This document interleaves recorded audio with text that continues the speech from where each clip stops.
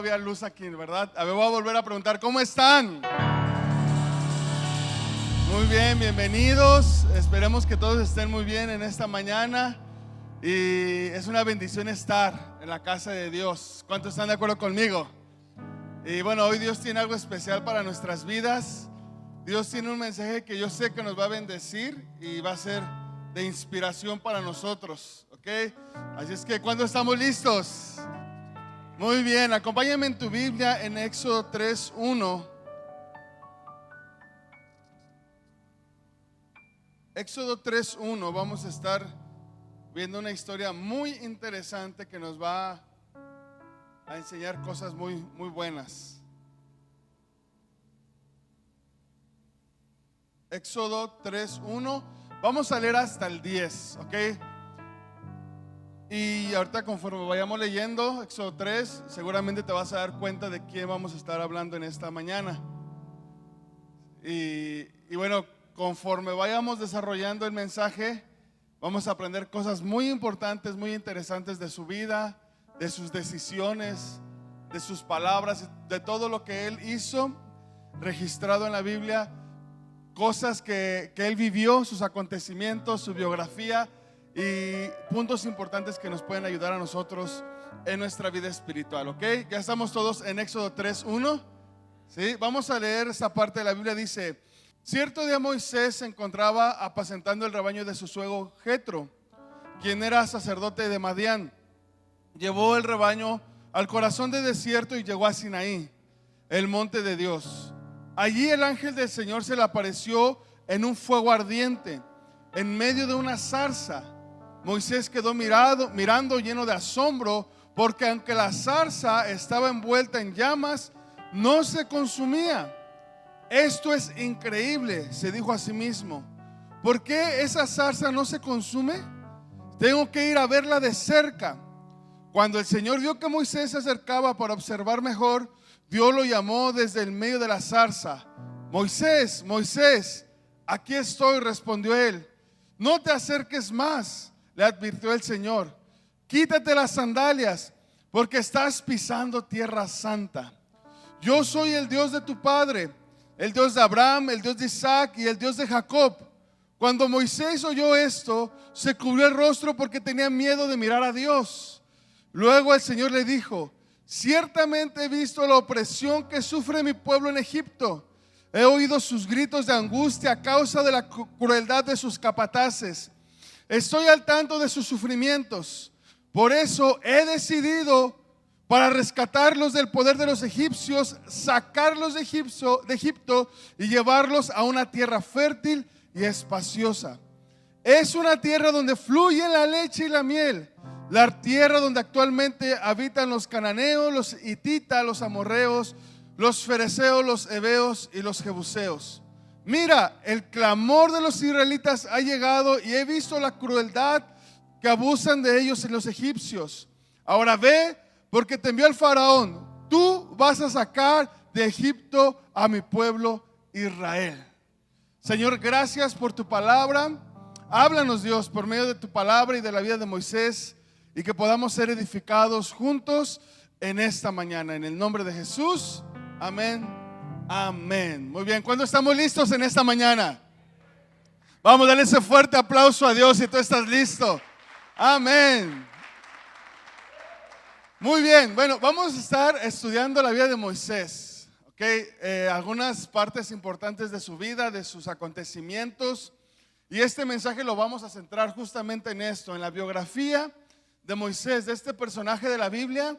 No solo es un personaje bíblico, sino es un personaje muy respetado, muy honrado por el pueblo de Israel, porque fue uno de los medios que Dios usó para guiar al pueblo hacia la libertad de la esclavitud de Egipto.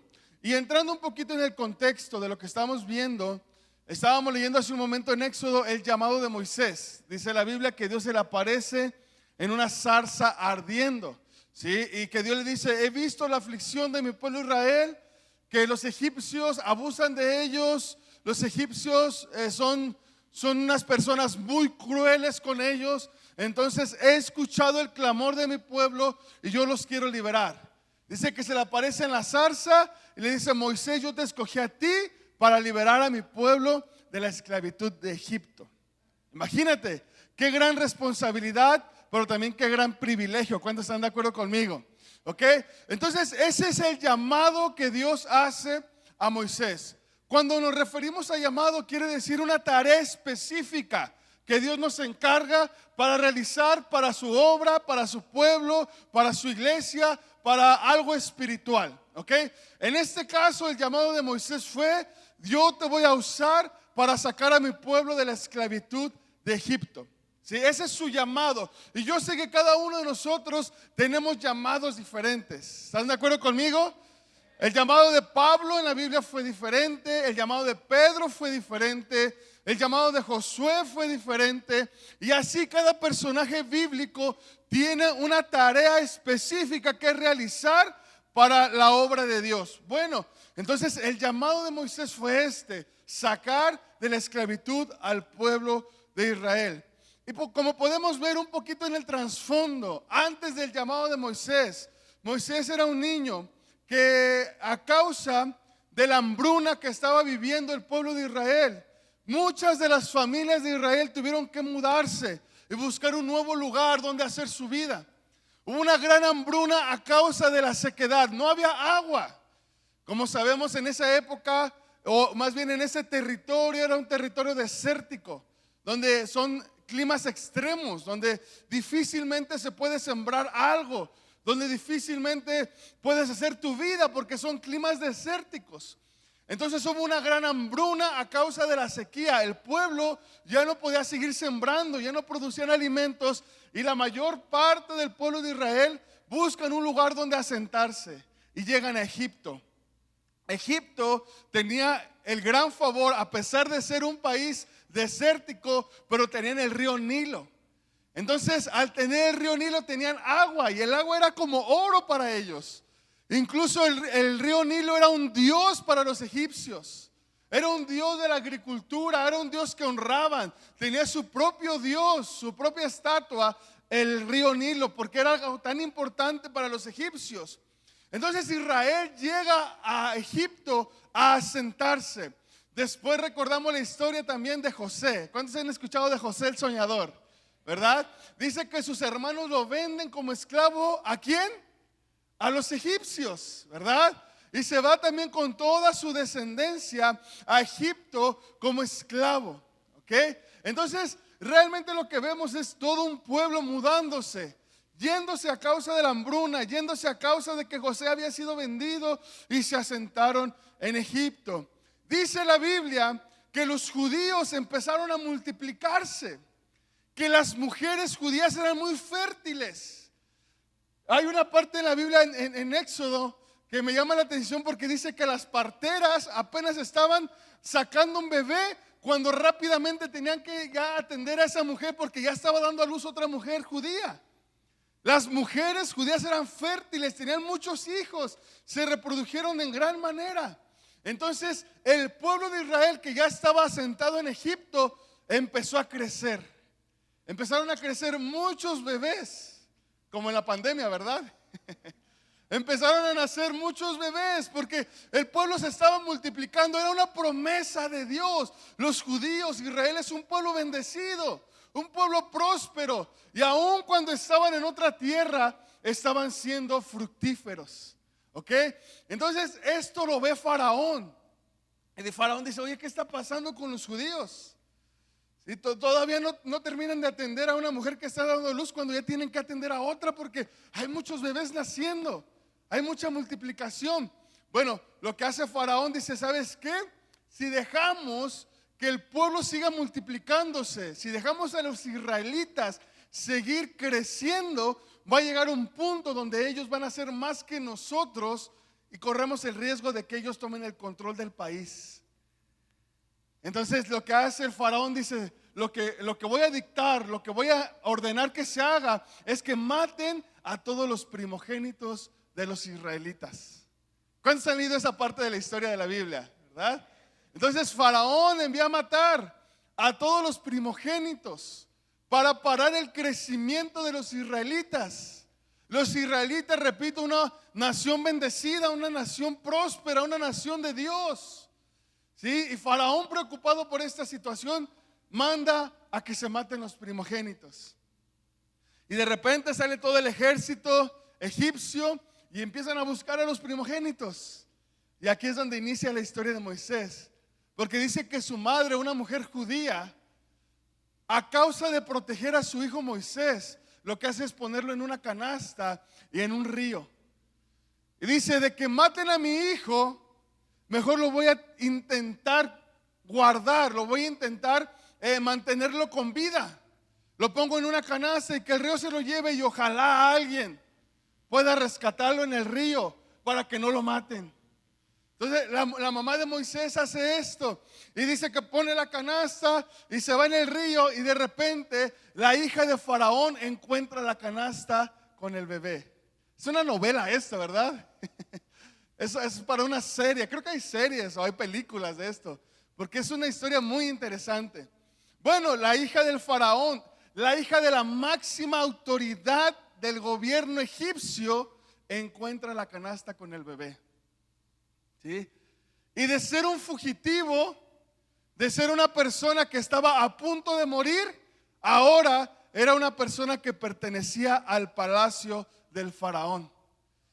Dice la Biblia que la hija de Faraón va con su padre y le dice: mira, encontré este bebé, y prácticamente lo adopta y lo hace crecer en el palacio, le da todas las riquezas, todas las comodidades, toda la comida, lo hace parte de la familia real.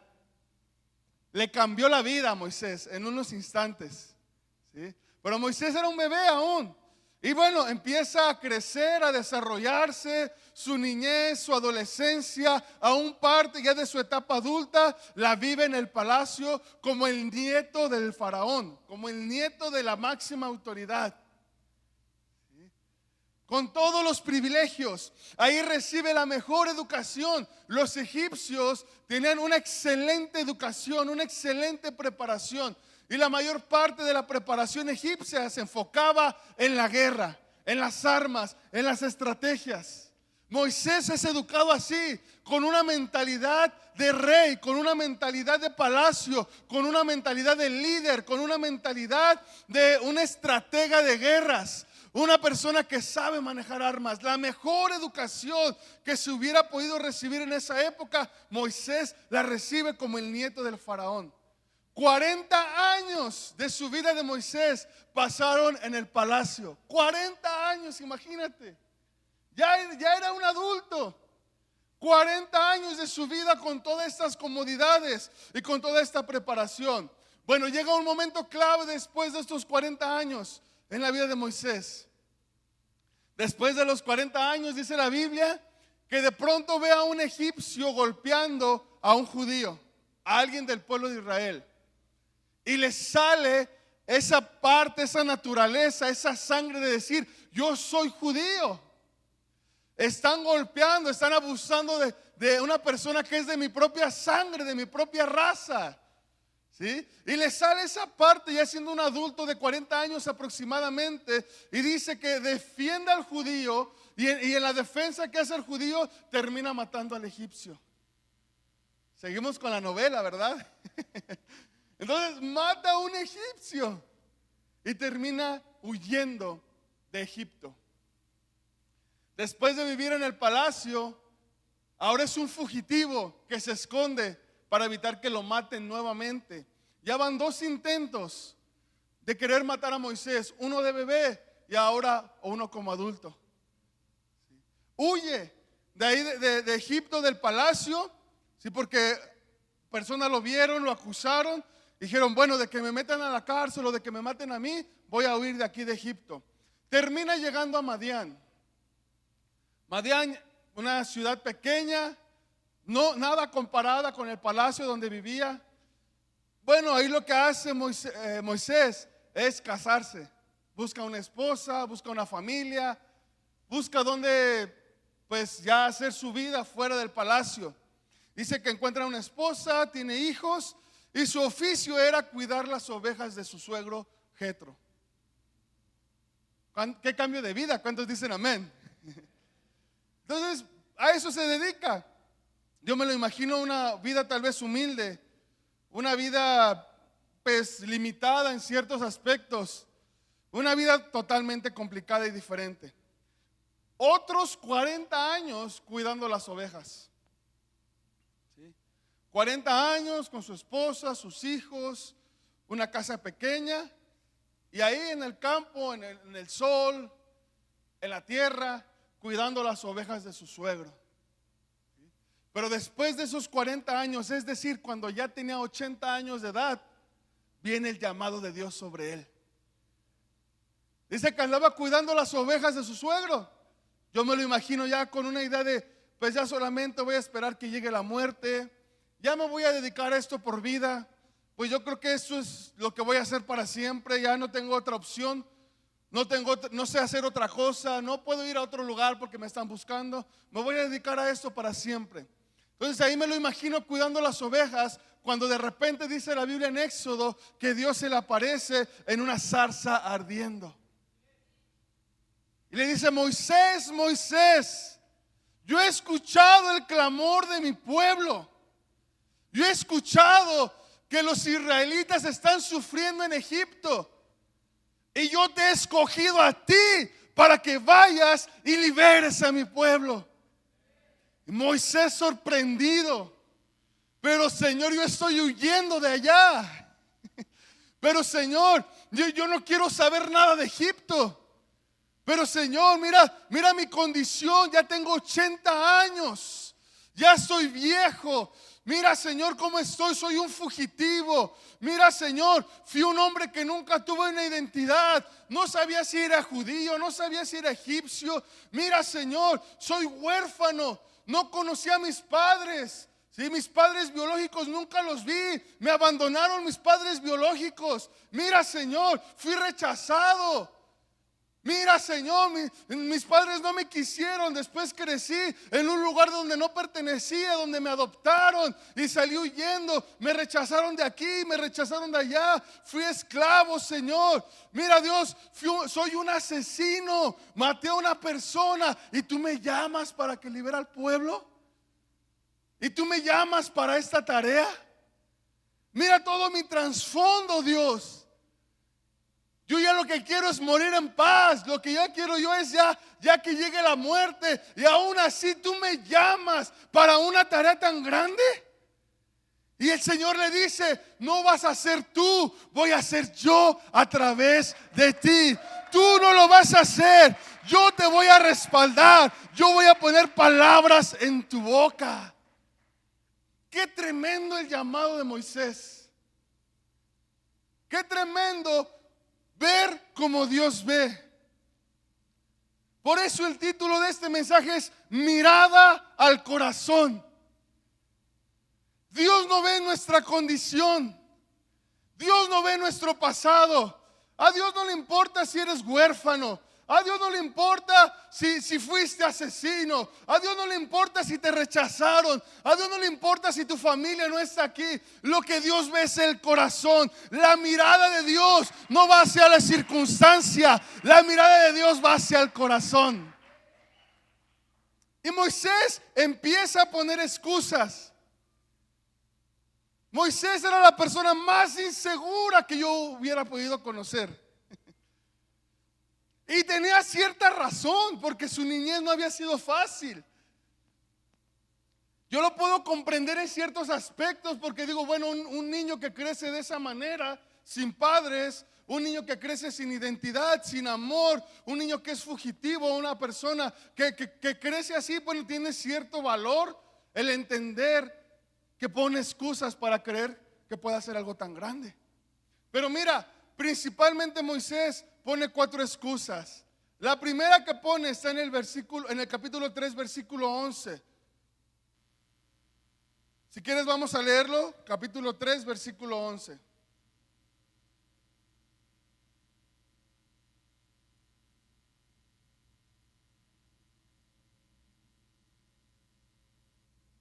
Esa es la primera de 4.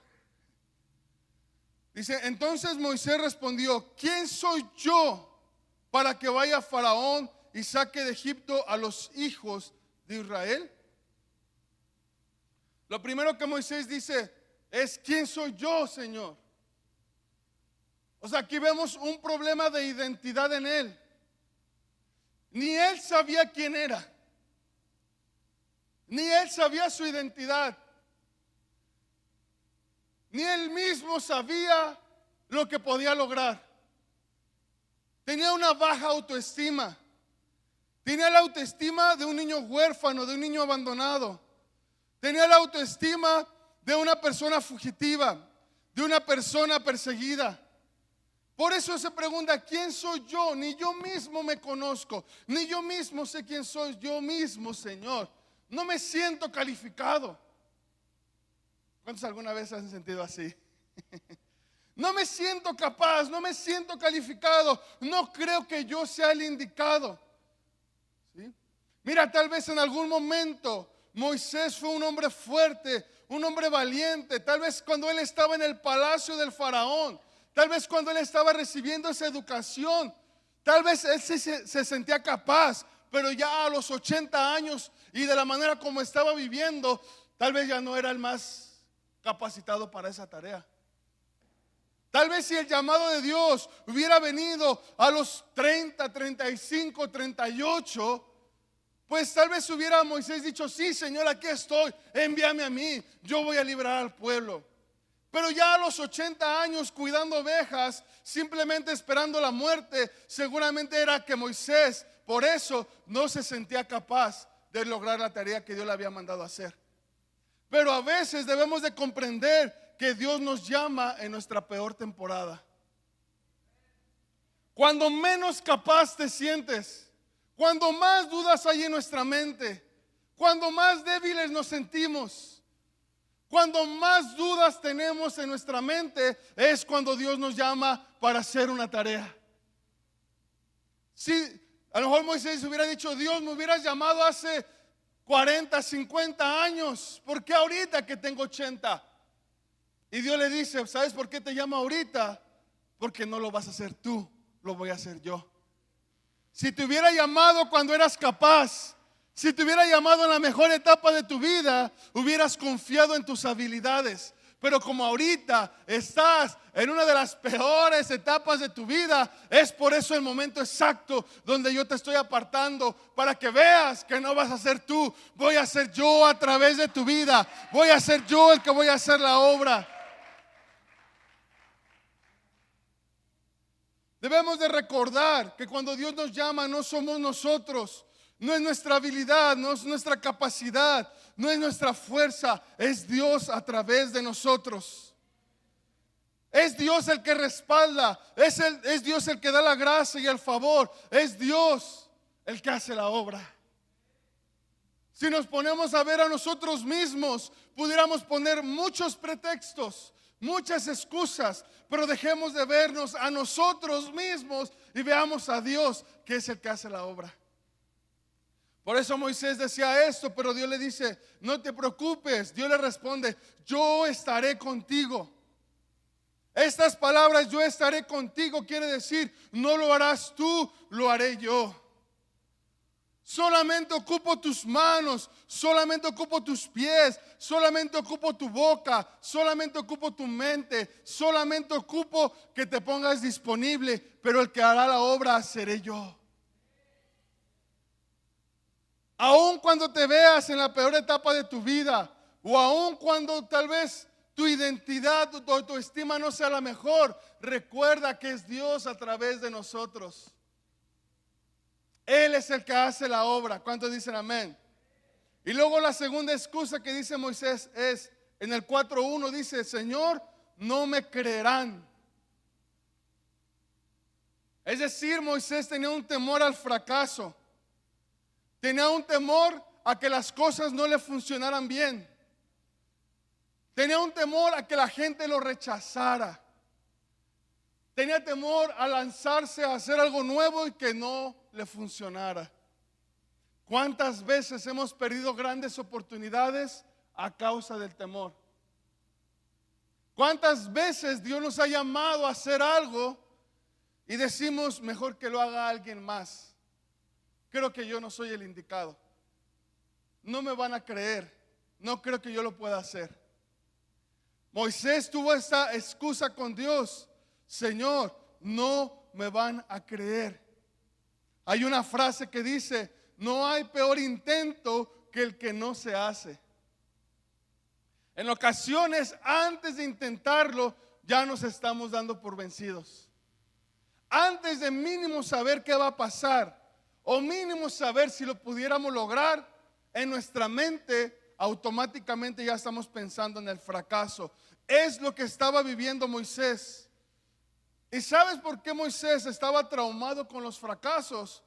Porque en su pasado ya había fracasado.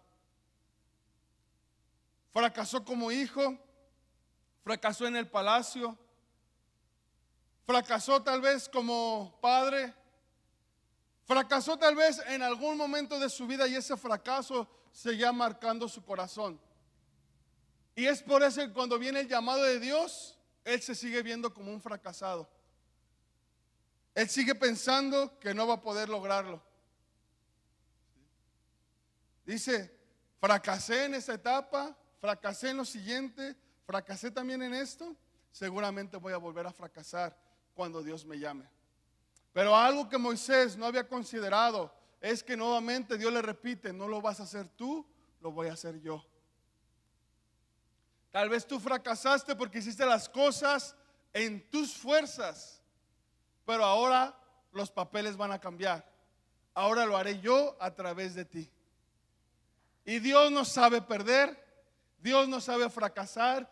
Los planes de Dios son perfectos para todo lo que Él hace. ¿Cuántos dicen amén a esto? Dios estaba poniendo una mirada en el corazón de Moisés. Moisés veía su pasado. La mirada de Moisés estaba en lo que había hecho mal. La mirada de Dios estaba en el corazón de Moisés. Dos miradas diferentes, dos perspectivas diferentes. Mientras él veía sus errores, Dios veía la oportunidad de levantarlo como un gran líder, como un gran hombre de Dios. Mientras él veía su pasado, Dios estaba viendo su futuro, a donde lo quería llevar. Mientras él veía lo negativo, Dios veía el potencial que había dentro de Moisés para lograr la visión que Dios quería alcanzar. Una mirada al corazón es lo que a veces necesitamos. ¿Cuántos dicen amén a esto? Sí, mira, cuando Moisés decía: no me creerán, Dios le da diversas muestras de que Dios estaba con Moisés. Dice la Biblia que Dios convierte una vara en serpiente. Dios le llena la mano de lepra. Dios convierte el agua en sangre como símbolo para que Moisés viera que Dios estaba con él. Dios le dice: Moisés, no tengas miedo, mira, aquí estoy contigo. ¿Quién más puede convertir una vara en serpiente? Nadie. Aquí estoy ayudándote, yo te voy a respaldar. ¿Quién más puede hacer convertir el agua en sangre? Nadie. Son muestras de que yo estoy respaldándote, Moisés, no tengas miedo. Yo estoy contigo. La tercera excusa que pone Moisés es: yo no soy bueno para hablar. Es decir, Moisés tenía complejos en su vida. Seguramente estos complejos surgieron en la etapa de su niñez. Con esa niñez complicada que le tocó vivir, seguramente ese trauma mental, psicológico en el alma surgió en esa etapa. Dicen algunos comentaristas que seguramente Moisés era tartamudo. Y este problema de la tartamudez es justamente ocasionado por un trauma de la niñez comúnmente. Los niños que no se desarrollan bien en el hablar es porque tienen una frustración. Es porque seguramente vieron algo que marcó sus corazones o sintieron algo que marcó sus vidas. Por eso se desarrollan de esta manera. Moisés era tartamudo, tenía complejos, tenía traumas, tenía pasado difícil que se estaba reflejando en el llamado que Dios le estaba haciendo. Y tal vez en su adopción, tal vez en su abandono, Tal vez en ese cambio cultural entre judío y egipcio surgió un trauma en él que lo hizo tartamudo. Era un hombre lleno de complejos. Y aun cuando Moisés da esta excusa, Dios le dice: no te preocupes, Moisés, yo voy a poner a Aarón para que él hable. Ya van 3 excusas, y de las 3 excusas Dios le responde. Hay una 4ª excusa, la última. Moisés por último dice: Señor, mira, ya te di 3 excusas y ninguna ha funcionado. Te doy una excusa y tú me das una solución. Yo creo que la 4ª es: yo creo que puedes encontrar a alguien mejor. O sea, Moisés se sentía menor, se sentía inferior, se sentía que no podía lograrlo. Yo creo que si llamas a alguien más o le encargas a alguien más la tarea, yo creo que él lo puede hacer. Yo siento que yo no podré. Podemos ver entonces el contexto y la historia que estaba rodeando a Moisés. Pero lo que a mí me llena el corazón, lo que a mí me llena mi fe, es ver cómo Dios mira diferente a nosotros. Tal vez tú has dado alguna de estas 4 excusas a Dios, o te has sentido de esta manera: yo creo que alguien mejor lo puede hacer, yo creo que yo no soy el capacitado, yo no soy fácil para hablar, tengo complejos, tengo un pasado complicado, tengo traumas, tengo heridas. Pastor, si conociera a mi familia cómo son, pastor, si supiera de dónde vengo, yo creo que voy a fracasar, yo creo que si lo vuelvo a intentar no me va a funcionar. Pero Dios no ve como nosotros vemos. En ocasiones lo que necesitamos es una mirada al corazón. Qué tremendo ver, para ir terminando este mensaje, que aun cuando Moisés le dice: Señor, yo creo que puedes encontrar a alguien mejor, Dios le responde: no hay nadie mejor que tú.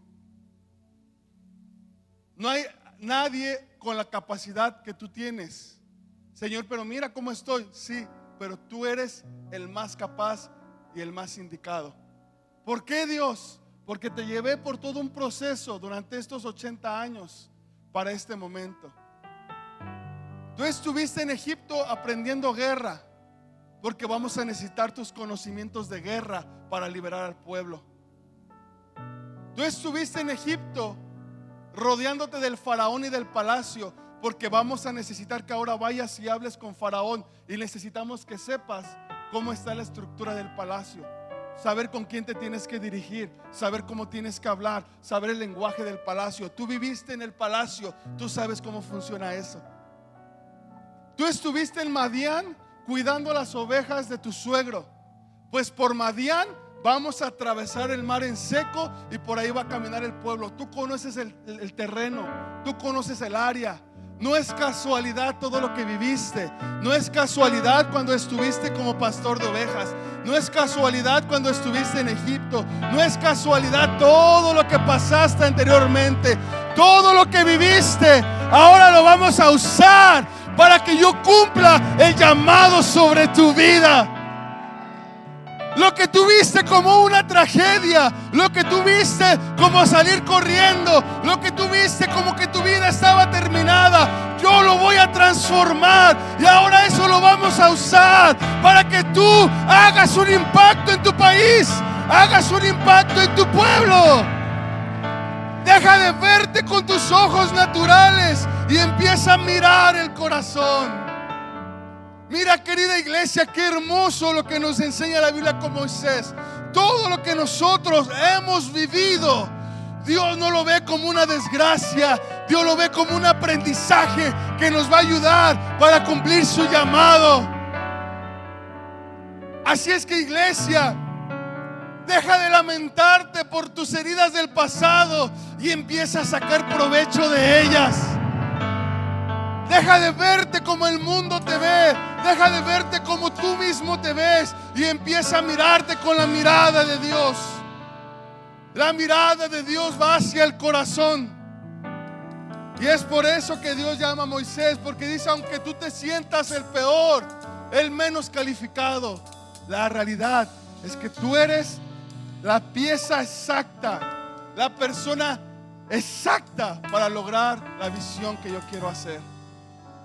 Aleluya, imagínate que de repente Dios diga: mira, él o ella es la persona exacta que necesitamos para lograr este propósito, este objetivo.